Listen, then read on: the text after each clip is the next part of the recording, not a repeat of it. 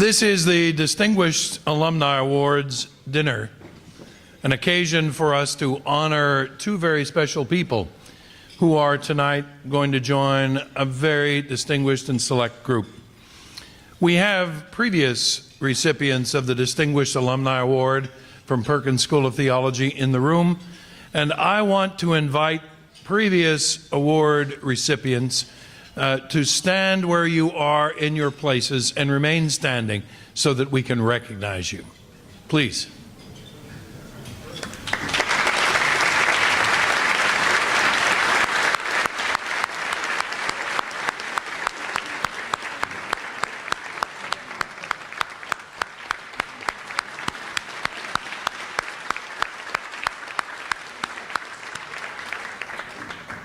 You have recognized Bishops Joe Wilson, Janice Huey, John Wesley Hart, and in addition you've recognized Dr. Bruce Weaver and Dr. Charles Milliken and Dr. Roberto Escamilla as the previous recipients of the Distinguished Alumni Award.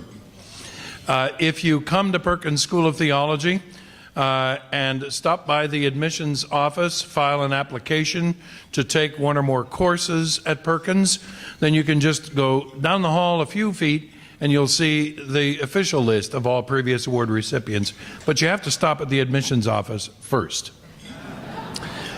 Now I have the pleasure of introducing to you a member of the Southern Methodist University community who has been in his current office for a total of 1 month as of today. Dr. Stephen Corral came to Southern Methodist University officially as of January 1st of this year in his role as Provost and Vice President for Academic Affairs. We also have a new VP for Student Affairs. That's a different person. Dr. Corral is a distinguished scholar. His field is psychology and organizational behavior.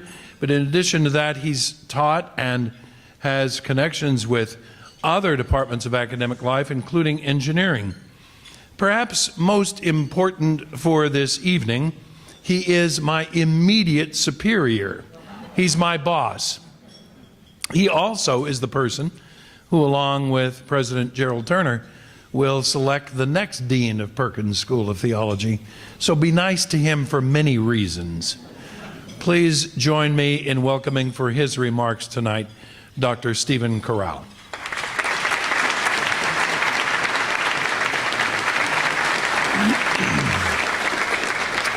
Well, good evening, everyone. I'm thrilled to be here with you tonight on this joyous occasion. And Dean Lawrence, thank you very much for those kind words. It will be difficult to fill your shoes, but we will try. But thank you for all your great service to the Perkins School of Theology. Shall we give him a round of applause for his...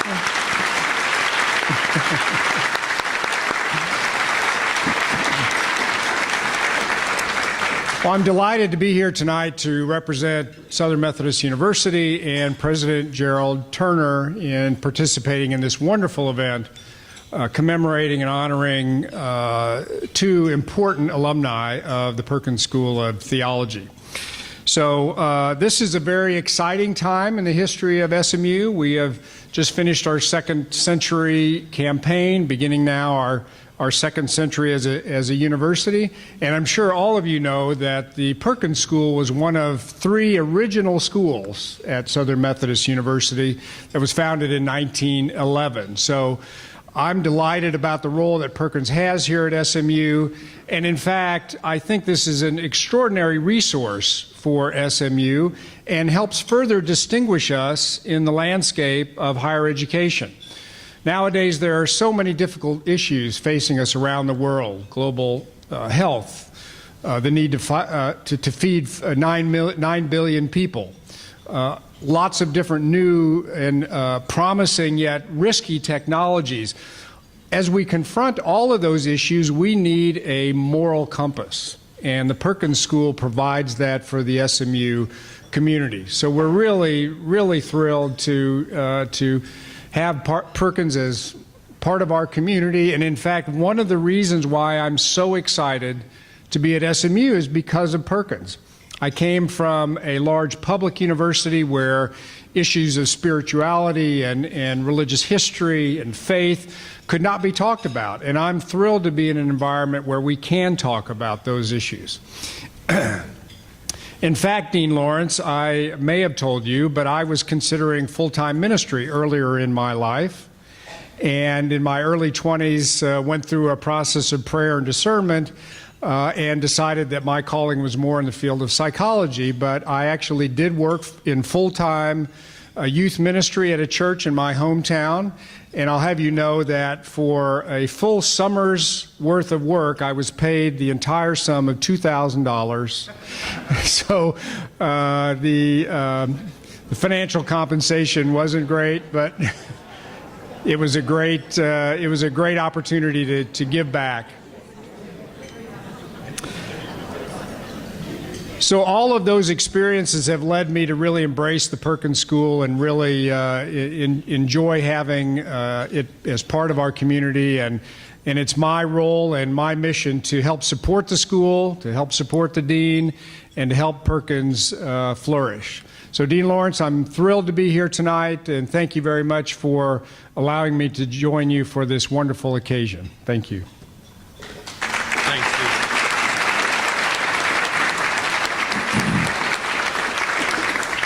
Thank you very much, Steve. And I'll just add a note that there are still some people in ministry who'd be glad to earn $2,000 for a few months' work.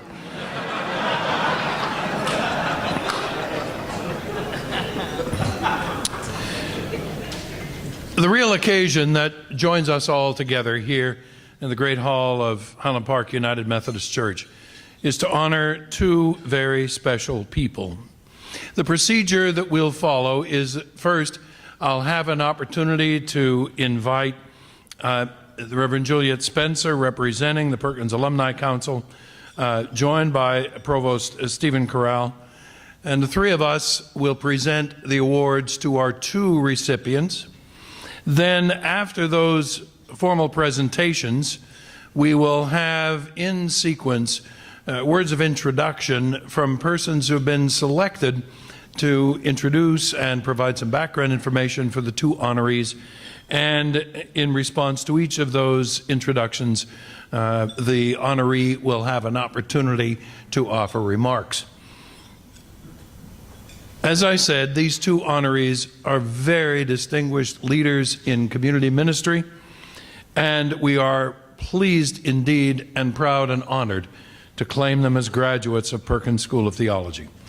I'm going to invite Juliet and Steve to join me, and I want first to invite the Reverend Linda Roby to stand and to be presented the award, and we'll have a photo taken.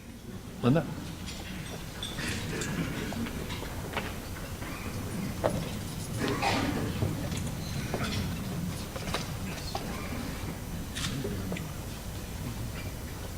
Why don't you come up here? And Steve, if you would get close to Linda. You want us over this way? This way. All right.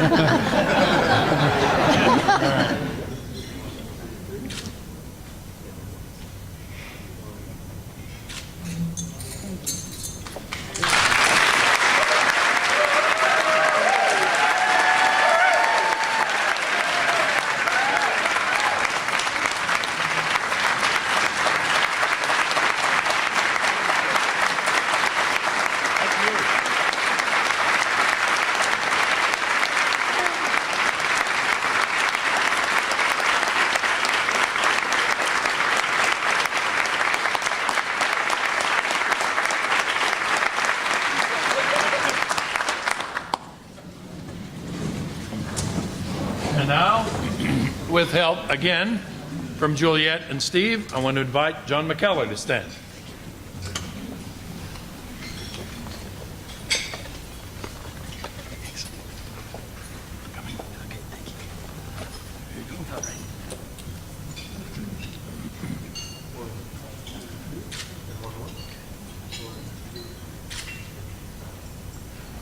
Congratulations.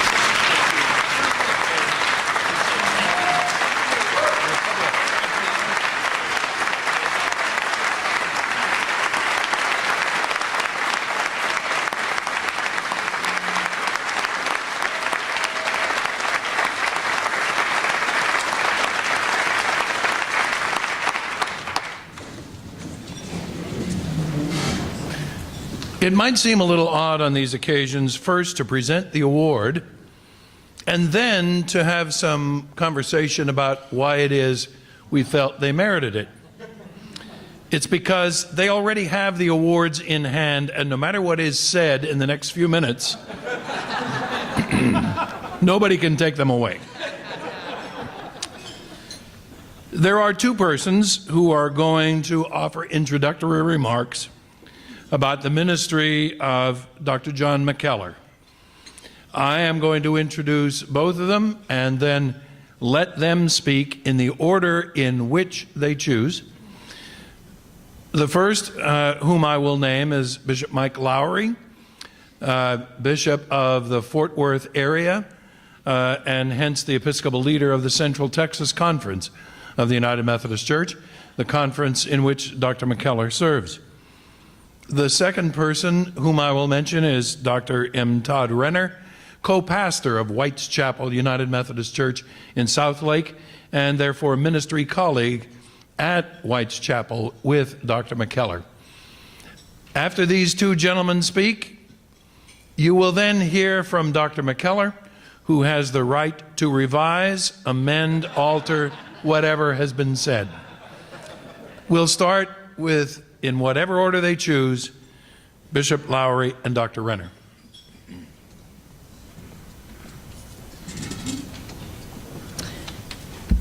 Thank you, Dean Lawrence. It's indeed an honor and privilege to be here and to share in introducing someone as distinguished as John McKellar. So come with me for a moment and imagine you are a young pastor really just sort of spreading your wings as a clergy in your conference. And a friend convinces you that you want to go talk to your district superintendent about a new appointment of some unusual promise, a dream appointment. In a moment of bad judgment, you take the friend's advice and you go talk to your district superintendent, who looks at you and says, "That's way too big a move for you." And so disappointed, you go home, only to get a call later that you're being sent to a little country church that they are considering closing. And as you get there, the floorboards are rotted and you have trouble actually standing straight in the sanctuary, right? Yeah. And one of the lay leaders looks at you and says, "Well, I don't know why they sent you here, but you better have your running shoes on because you're going to need to run." Now that's what happened to John McKellar and Debbie when they went to White's Chapel in 1992, at a time the church itself teetered on the brink of closure. And yet, since then, it has grown to be the second largest United Methodist Church in the nation in average worship attendance. And significantly, this exponential growth has not only demonstrated a deep sense of evangelism in leading people into a new and fresh relationship with Jesus Christ, but also exemplifies a high missional sense of ministry for those who are hungry and homeless and hurting. Under his leadership, White's Chapel is engaged in hands-on ministry with and partnered with the poorest of the poor in the Diamond Hill area of Fort Worth. Simultaneously, they've engaged in campus ministry at Texas Christian University, as Wesley Foundation, with University United Methodist Church of Fort Worth. And while those ministry partnerships have been concluded, they've continued to reach out in highly creative ways, including, but not limited to Zay Young Adult Leadership Gathering, Assistance for El Buen Samaritano, Angels Addict, and the list could go on and on. While serving with integrity and exemplary grace, Dr. McKellar is also engaged actively in work in the Central Texas Conference. Under his leadership, they've hosted the annual conference twice, and he's currently finishing an 8-year term as chair of the Council on Finance and Administration. In that time, he's instituted a new budgeting process, played a significant role in redirecting money to outreach, missionally for the poor, and evangelistic emphasis in reaching those who don't know Christ. In addition, has served as one of the model mentors for Path One, the new church development emphasis of new places for new people in the United Methodist Church, so much so that officials of the Board of Discipleship Ministries call John, quote, the ideal mentor pastor. Now, I can think of no higher or more distinguished alumnus than John McKellar to be recognized for his faithfulness and fruitfulness of work at every level in the life of the church, including General Conference. It not only shouts excellence, but it lives and breathes a compassionate outreach that has the ability to span the wide breadth of not just theological, but ideological conviction, economic status, and ethnic origin.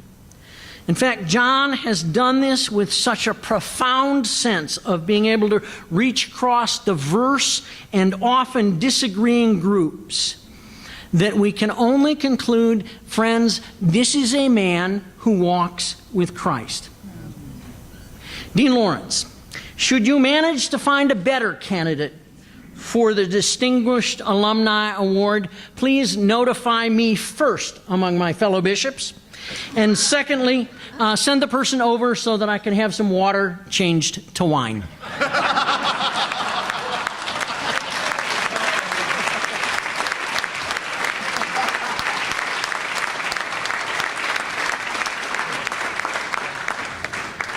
Well, gosh, John, I didn't know you were that good. Many of my best moments and all but a few of my best memories happen with John in some way. I guess that's what happens whenever you spend over a third of your life with someone. But one of my favorite moments occurred my first Christmas Eve at White's Chapel. It was 2003. It was the last Christmas Eve service of the day after preaching 9, I guess, at that point. At that time, I didn't realize how exhausted and how slap-happy you get after preaching going into your 10th service of the day. But always with grace, always with class, and an incredibly powerful service. And at the very end of the Christmas Eve service, it was midnight outside. It was officially Christmas morning.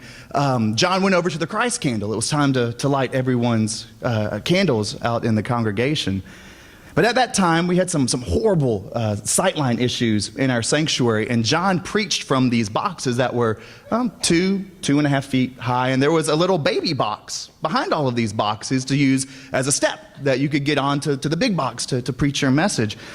Well, somewhere in the 9 hours of preaching, John had forgot the baby box step in the back. And so there he was explaining the power and the significance of the Christ candle, how that one flame would spread the light through the entire room. And he offered it to all of us, all of the associate pastors. We took ours and went down to our specified sections of the sanctuary to light the congregation's candles. And I turned around after I heard a loud thud, just in time to see John go, whap, and bite it. Flat on his face. Candle drops. He trips, and then he gets right back up. He jumps up to pass the light of Christ. And that's John. Not everything that we have tried has worked, but he leads us to get right back up. He inspires all of us, his pastoral team, his staff, his congregation to do just that, to get back up and to share the light. To dare greatly for God, to risk it all for the sake of the kingdom, and if we fail, or when we fail, to get back up a little wiser, a little more broken, but perhaps a little more useful in the hands of the Almighty. And as someone who needed that sort of healing myself, as a guy who had some scars from my own personal church life, what I found in John was a grace that I had never known. A brother, a father in faith and one in ministry, one who had great success while never forgetting his roots. One who led, as Bishop Lowry said, a church from the brink of closure to believe in itself again, and who's led hundreds of her people, including me, to take the same journey. Because behind every number, there's a name, and behind all of those statistics, there are stories of folks who know God more intimately because of the authentic example and the humble invitation of this sincere faller downer and getter back upper. And so it is an incredible honor to get to recognize and to introduce my mentor, my friend, my hero, John McKellar.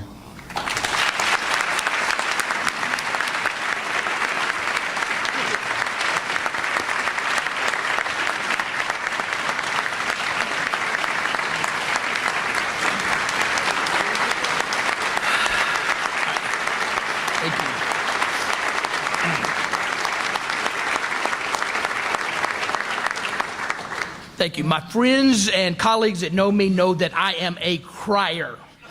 And Todd said he was going to do this to me. And Bishop, thank you so very much. I am just overwhelmed and so honored.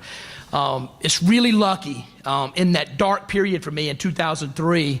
I think God answered some of my prayers by sending Todd my way. And it's awesome to get to work with a co-pastor, with someone who compliments you so well.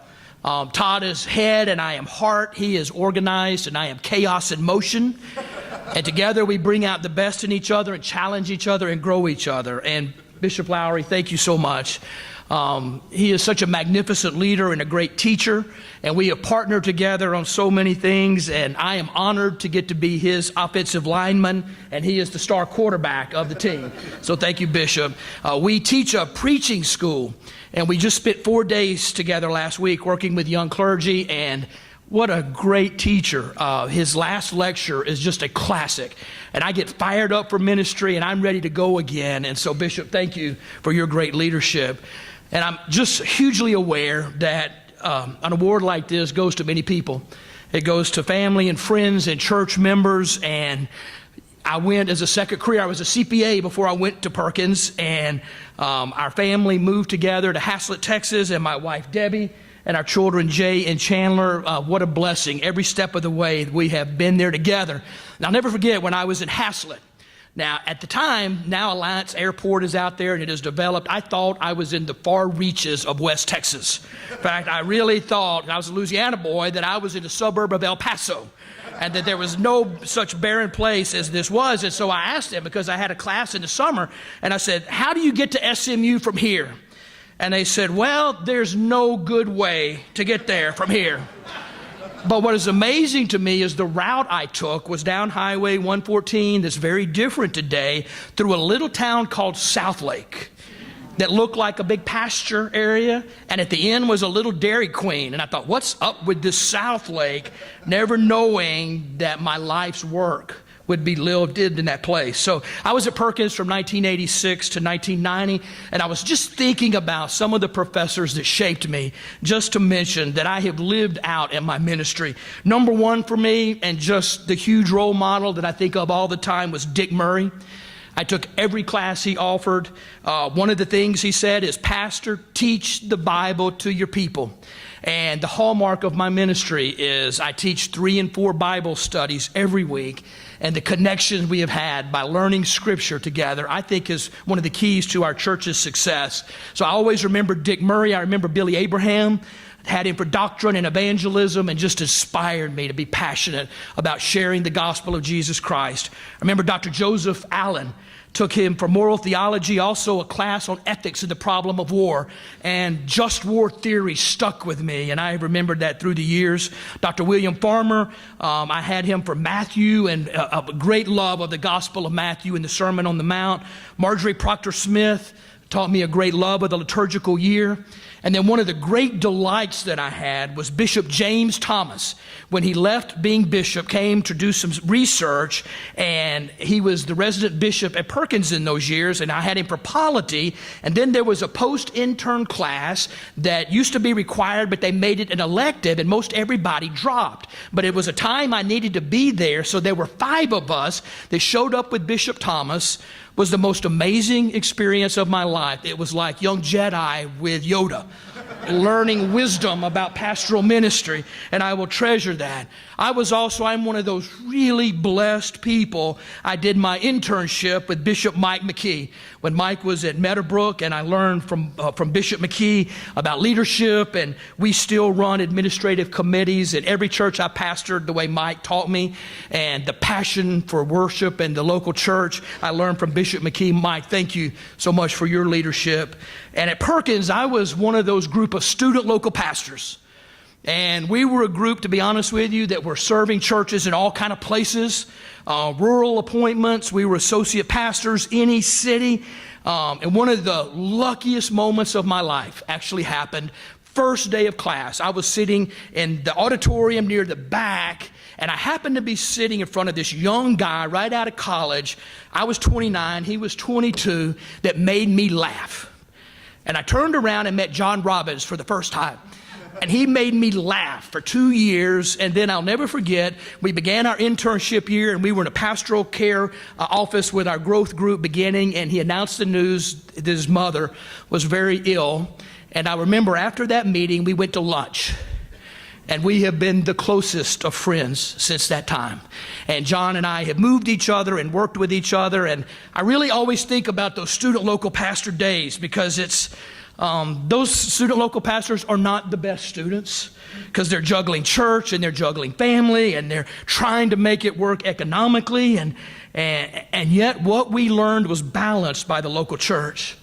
And in that whole group, there was a deep, passionate love of the church that never left us, and a love of people. And I think it is the greatest preparation for ministry. So at Weiss Chapel, through the years, we have constantly had a lot of student local pastors on our staff. And I love to tease them. I tell them, if you make an A, you're cheating the church. We're only paying you for a B. Now, Dean, I was teasing someone.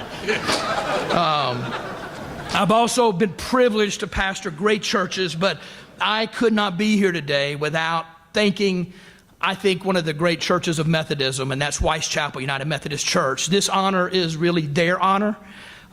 This congregation has allowed me to build and dream and fail.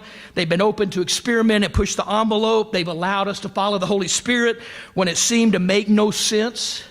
And not only the members who are here, but the staff who are my family. I would just like for them to stand, because this is really their award. All the Weiss Chapel folk that are here and Weiss Chapel staff, if you'd stand. Thank you.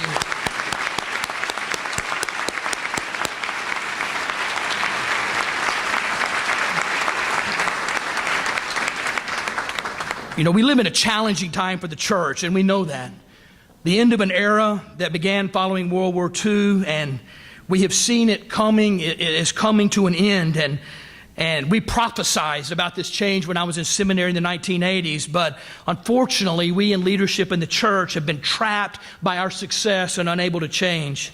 The future we're moving into is going to require a new kind of partnering, different than we've ever done, between seminaries and annual conferences and local congregations. There's some things we must do. We've got to simplify and streamline our ordination process.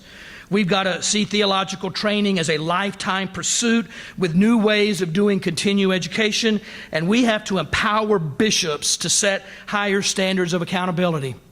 These things are must. Here's what we know. We could try to maintain the status quo, and the change that is coming will overwhelm us, or we can start working and dreaming and adjusting and partnering in new ways and try to lead the change that is inevitable. The hour is late, but it's not too late. And I think to do that, we have to go back to where I began. And that is, we have to go back to Haslett, Texas, that little country sanctuary that's actually closed now. It's now a non-denominational church.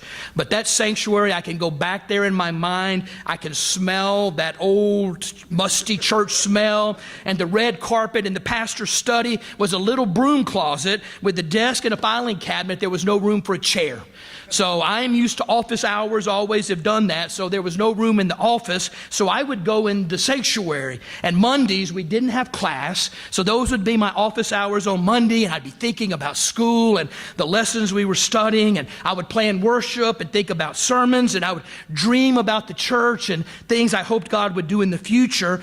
I'm also an intensely shy extrovert, which means I love to talk with someone. I do not like to be alone. I think by talking. Poor Todd has heard every thought I've ever had in 12 years, the last 12 years. But I do that, and so I was all alone, no friends, didn't know anybody to talk to, and so I had staff meetings with Jesus. Now, Bishop McKee, I might not would have passed my psych test if I told you that in the ordination process, but literally, Jesus and I would have staff meetings, and in that time, I am convinced I dreamed of the church that White's Chapel would be. And we're going to have to go back to that place where we listen to the Spirit and imagine the church that Christ wants us to build in this time and day. We sang it in the old hymn yesterday, and I just can't let it go. Jesus, Jesus, how I trust Him, how I proved Him o'er and o'er. Jesus, Jesus, precious Jesus. Oh, for grace to trust Him more. Thank you, and God bless you.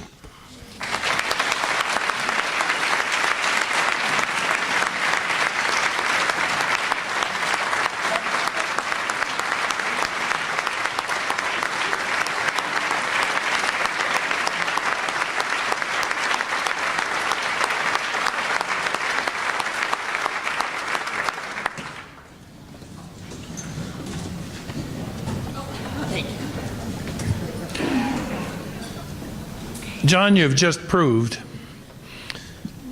you can be an effective pastor and still get an A. I have the privilege now of introducing the person who will share with us some reflections about our second honoree.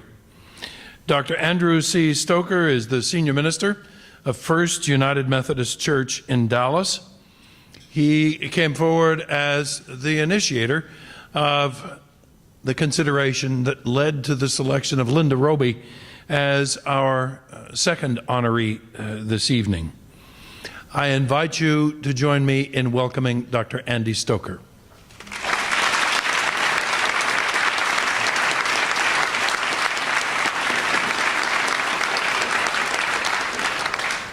It is an honor and privilege to be with you tonight, surrounded by colleagues and friends, people of First United Methodist Church, of Highland Park United Methodist Church, and all gathered here to bear witness to these two.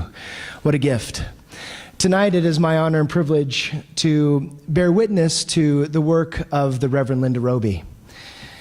As she has served in her years of ministry, she, I believe, fully exemplifies the mission and ministry of Perkins School of Theology.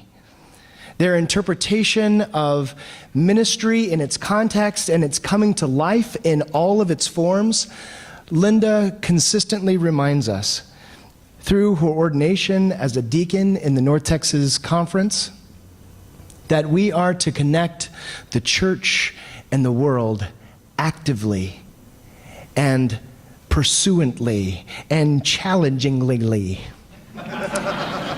So, I thought I'd paint a picture for you with three themes in my introduction: tear gas canisters, a Hindu priest, and tomorrow's bright hope.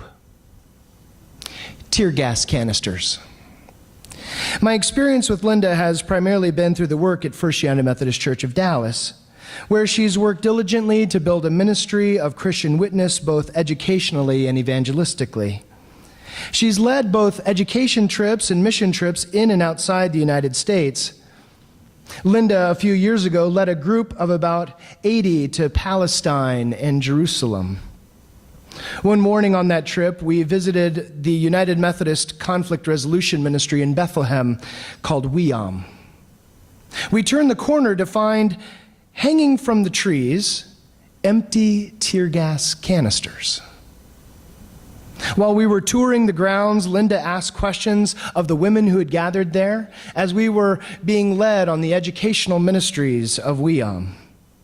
She learned from the women of the neighborhood that they were trying to curb systemic violence through training children and other women about nonviolent communication skills.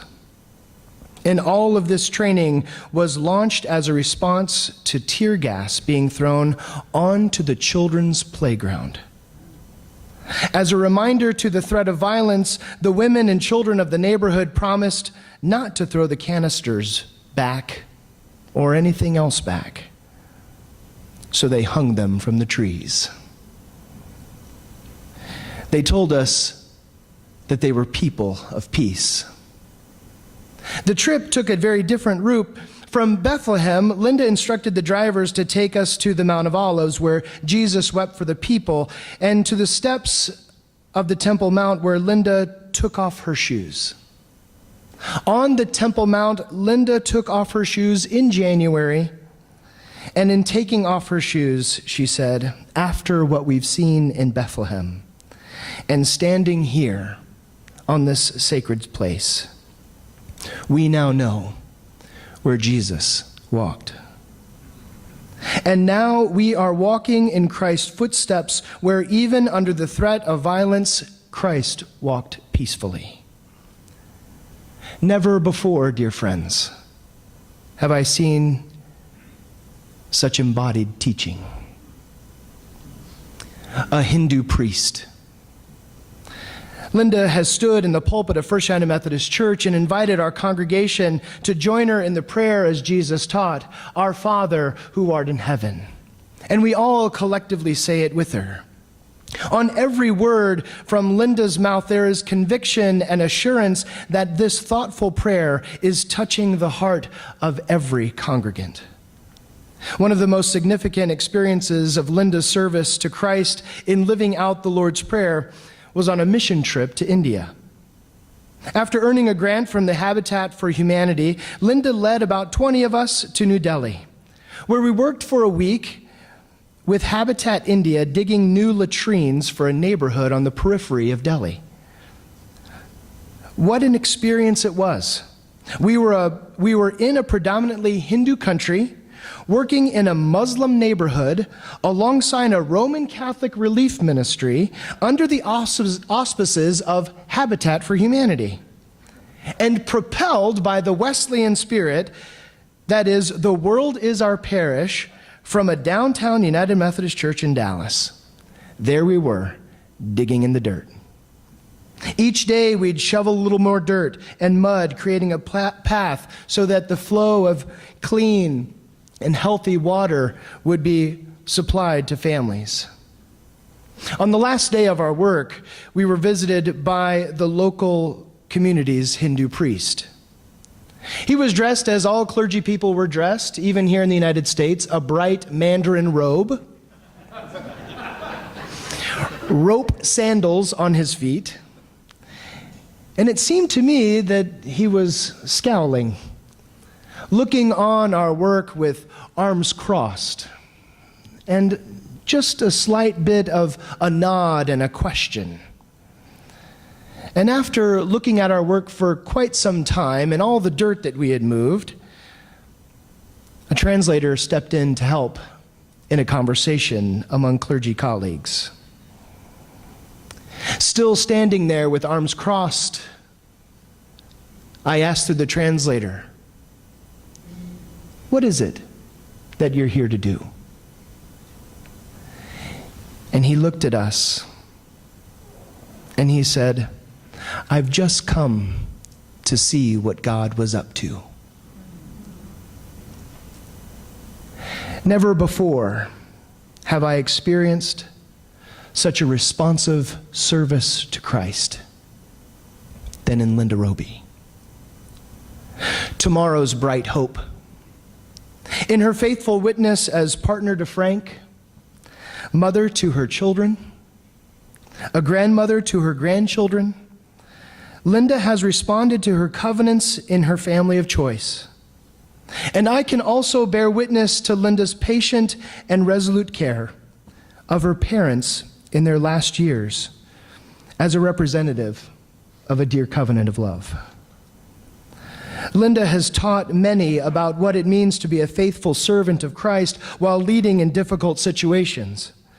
One of the most moving experiences of Linda's leadership was to see, for me to see her baptize her granddaughters, blending the familial with the sacred. She was able to provide the kind of touch reminiscent of the kiss of Christ. It is with this same touch today that Linda is leading over 40 volunteers to South Dallas to read to first and second graders weekly. It is with this same touch that Linda has worked with a young man in his call to ministry since his days at Lydia Patterson Institute.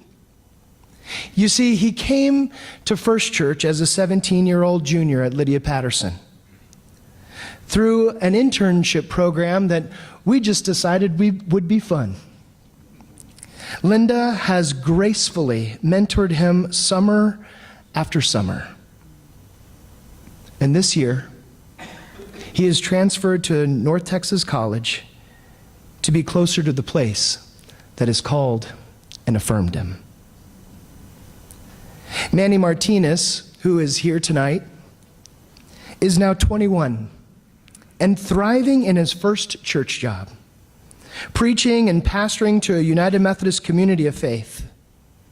Without Linda's constancy and clarity, without her gift of service and witness, without her mentoring and powerful teaching, I believe Manny would not be on track to complete college in North Texas, to graduate, and he is also projecting to attend and graduate from Perkins School of Theology. Never before have I experienced such faithful leadership. The Reverend Linda Roby has embodied the very best of the Perkins spirit through vital piety and social witness. And it has been my highest honor to be led by and to serve with the Reverend Linda Roby, one of 2016's distinguished alumni of Perkins School of Theology. Please welcome Reverend Linda Roby.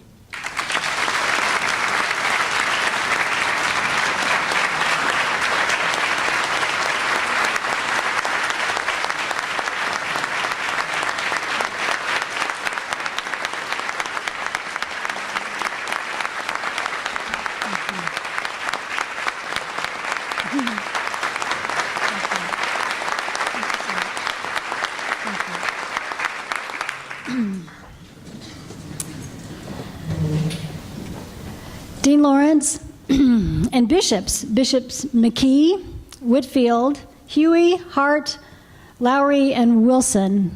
Did I get them all? I hope so.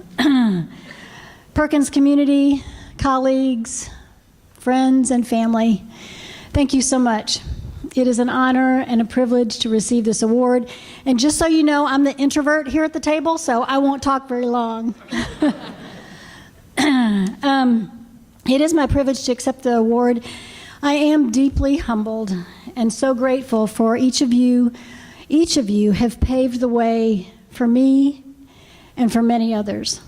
It is us together that makes this possible, that makes Perkins such a powerful institution for us, and makes our churches what they are. I am the 6th woman to receive this award and the 1st deacon. Woohoo!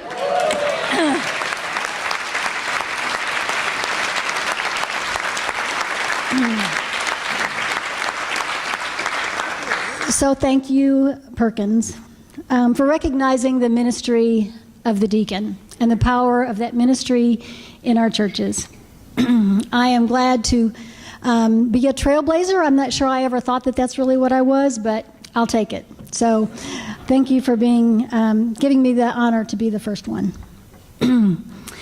There have been 20 years now since the ministry of deacon was recognized as a full membership in the conference. So on behalf of deacons and on behalf of women, 60 years of full membership of clergy women in the Methodist Church. So again, thank you.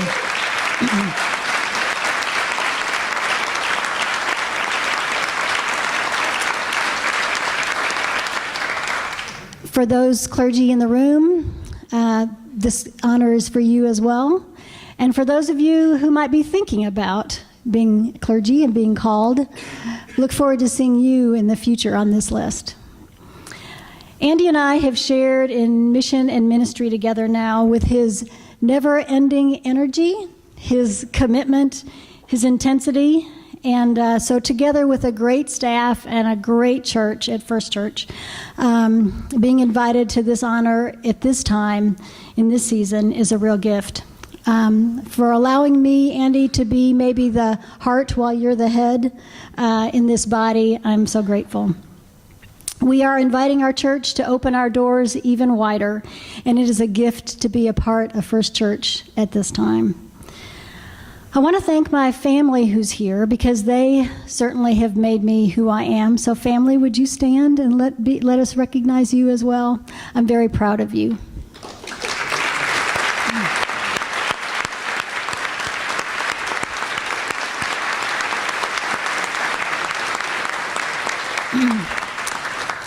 Thank you for your love and your patience and your grace that has helped me to be who I am, and thank you for who you are to me and to our family and to our community. You are gifts, and I'm grateful. Again, I want to thank those in the room for the gifts that you offer to God in our midst. I stand here in the light of Christ, but it's the light that's reflected from you to me and to me back to you. And so for the light that is in each of you, you're part of this honor and this award too, because we do it together. So thank you. Since Dean Lawrence's call in late December, I had the opportunity to reflect a bit on the trajectory of my life and to consider the influence that it had on my life and my ministry. And I want to share a few of these reflections. My hope is that it encourages you to think about your story. For to recall our stories in God's story is a powerful thing. Almost 60 years ago, as a little girl, I watched my mother kneel at the side of her bed every night. My Baptist mother, who kneeled at the side of her bed. She taught me then that seeking God wasn't just a Sunday thing, but it was every day. And then 50 years ago, my dad insisted that this shy little junior high girl take a class in junior high, a debate class. I don't remember much about that class. I remember I didn't want to do it. But I do remember one thing about that class. Our semester project, my semester project, the subject that I chose to talk about was to debate against the death penalty in 7th grade. My dad was teaching me, showing me that I had a voice for justice and for compassion. And I didn't know it then, but I know it now. My world expanded in 1971, and at 17, I came to SMU. I was in the dorm just across Perkins. I could see out my dorm window Perkins and Holland Park, but I met this most amazing man as a freshman in college. We fell in love, and he has been my partner, my best gift, my supporter, encourager, and I will give you a little secret, sometimes my ghostwriter.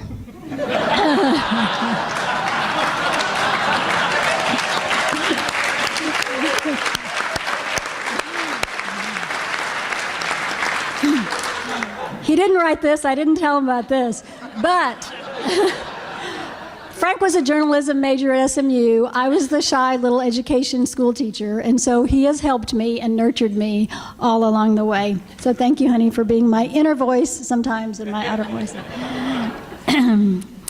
Over 30 years ago, my mission was raising my children, my 2 sons and our daughter who is not able to be here with us today. It was a place where you learn humility and purpose, and you experience a lot of grace. By God's grace, Frank and I have 3 amazing children, 3 amazing spouses, and 10 wonderful grandchildren. What a joy it is to see that gift, to see their lives being shaped. They are hope for the future in God's bigger story. Raising kids and serving in the church and in the community was not only life-giving, but it was shaping me for even more service. I'm standing on the shoulders of so many here, and I thank you all, those of you here, for your encouragement, your example, and your support. I want to mention a few tonight who are not here, some of whom are no longer with us in this life, but their spirit certainly lives on. How many of you remember Joe Strother? A few in the room. Joe Strother was the minister of evangelism when Frank and I had just gotten married and we were church shopping. Because Highland Park was on the corner of our campus, we visited Highland Park. But we were just newly married. Well, Joe called, and he called, and he called, and he called to get an appointment with us. But as newlyweds, it wasn't on the top of our list to immediately join a church. Well, one Sunday after church, Joe called, I answered the phone, and he said, can I come talk to you? And I said, well, Joe, Frank is out in the parking lot changing the oil in our car. Can we do this another day? And he said, well, how long is he going to be out there? I said, maybe an hour. He said, I'll be there in 10 minutes. Joe showed up in probably 5 minutes, showed up, sat on the curb while Frank changed the oil, and talked to us about the great ministry at Highland Park under the leadership of Leighton Farrell, and what a wonderful church that would be for us, and we would be for Highland Park. Don't you just love that kind of commitment and that kind of energy and that person, that people, that flesh on flesh that sometimes in our busy world of social media and Facebook and emails we don't do. We said yes that day, and the doors opened wide. Again and again, we found ourselves saying yes. Yes to volunteering with crazy junior high students with a young, energetic woman named Barbara Langley. Yes to volunteering to shepherding crazy junior high students with Carolyn. Yes to curious students at SMU and the Wesley Foundation. That was part of that partnership. Yes to teaching confirmation with Walt Markham. Yes to youth missions and ministry with Walt also and with Becky.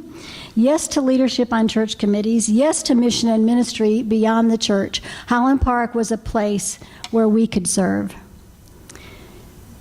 And then 20 years ago, God opened my heart when I showed up in a dusty campground in Juarez with a young mission team, a couple of gifted and spirited youth ministers, and I heard in that space the voice of God. I also had a bad case of laryngitis, so I spent a lot of time listening that week.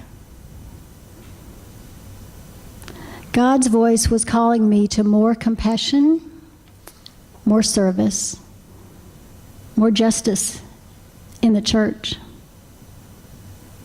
It was a new season in my life. And it was Leighton Farrell who encouraged me when I asked him about how do I discern this call. And DeForest Wixton I was a little hesitant about starting back to school at 40 years old.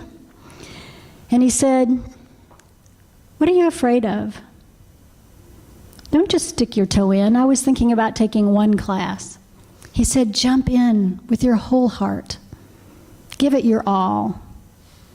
Perkins needs you, and you need Perkins.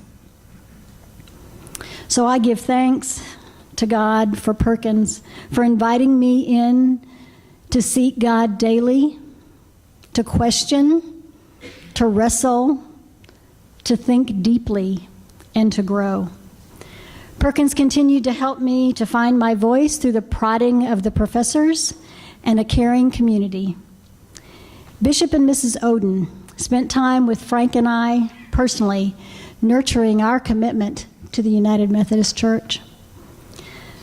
So I give thanks tonight to God for the churches, the congregations, the individuals that have shaped me, Highland Park and First United Methodist Church Dallas, Perkins and the North Texas Conference have shepherded my call, teaching me to lead as I served.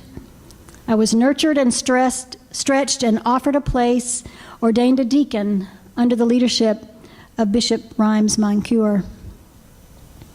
But I wasn't fully who I was created to be until I spent lots of time with many others outside the walls of the buildings of the churches.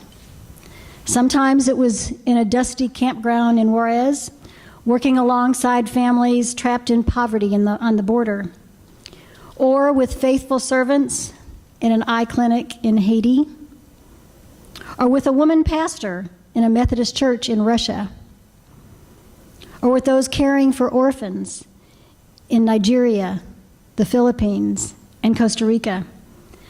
I wouldn't be who I am without working alongside committed folks building dozens of homes with people living in South Dallas or in the slums of Delhi.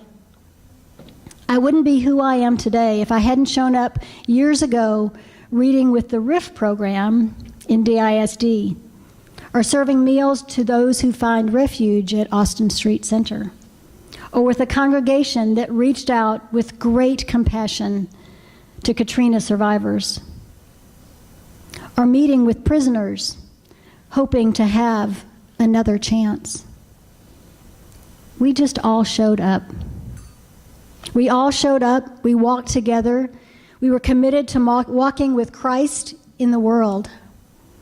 And in that space, compassion grew for all of us, sometimes afflicting the comfortable and hoping to bring comfort to the afflicted, showing love to our neighbors near and far. Much of this happened under the leadership of Mark Craig, right here at Highland Park. John Fiedler was one of those who saw gifts in me for the work at First Church and invited me to love a new congregation and to expand my reach and theirs. It was just a few years ago in a church in a small community in Costa Rica that our mission team learned the words in Spanish to Jesus Loves Me. We thought that would be a wonderful way for us to connect with the community. So the team gathered, we had a guitar, we'd worked on our Spanish, and we sang Jesus Loves Me. And the little congregation looked at us with this questioning look. I couldn't tell if we didn't speak it right, but they didn't seem to know what we were singing. And then it was their turn. And they got up, and the song they sang was Yo Necesito Cristo. I need Christ. I need Christ. So we went back to the dorm that night, reflecting on the day, which is part of what we do always. That's what Jörg Rieger teaches, action, reflection, action, reflection. And I said, why do you think that was? Why do you think we didn't communicate that well? Or why was there a disconnect?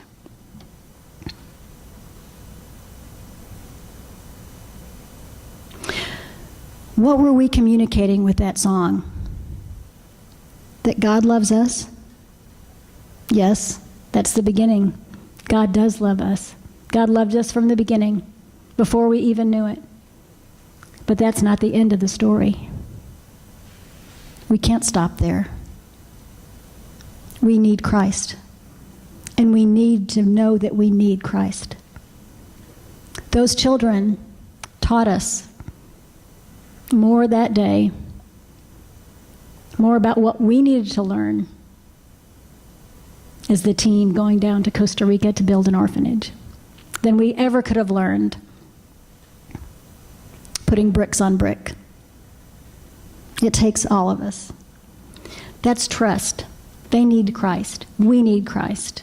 Just because we have the privilege of the white community, I think, that we live in, we need to learn from the people across the borders. We need each other to be the body of Christ. We are better together, not just inside our church communities, but outside our walls, where life and faith perspective are very different, and where the work of the church can become a relevant future with hope for all the world. I've always had a heart to serve, and it became my calling to introduce others to the work of God through service. For there is poverty, material poverty, emotional poverty, spiritual poverty on all sides. And when God breaks open our hearts, it makes room for humility and compassion and justice and action. And it engages people in faithful work for the world. Thank you for this honor, for bearing witness to the power of God's grace at work. We are the company we keep. I am the company I keep. Thank you for being my company here tonight. God bless you all.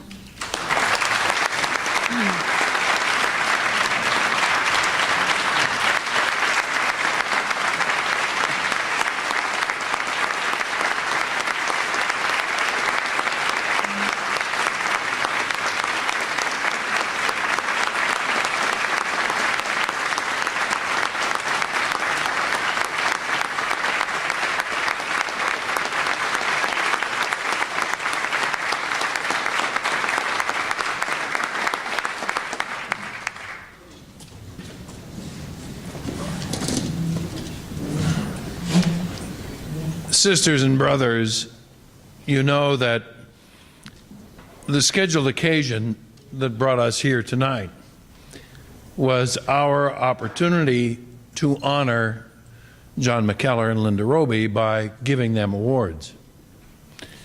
You now know that our capacity to honor them is dwarfed by their capacity to honor us, by the lives of service and leadership that they have offered to the world and the church. John and Linda have bestowed upon Perkins School of Theology an opportunity to say thanks again for the privilege of preparing women and men for faithful leadership in Christian ministry. But Perkins School of Theology is no different from anybody else, including children in Costa Rica. We need Christ. Thank you for being here tonight. Please join me in one more round of applause for Linda and for John.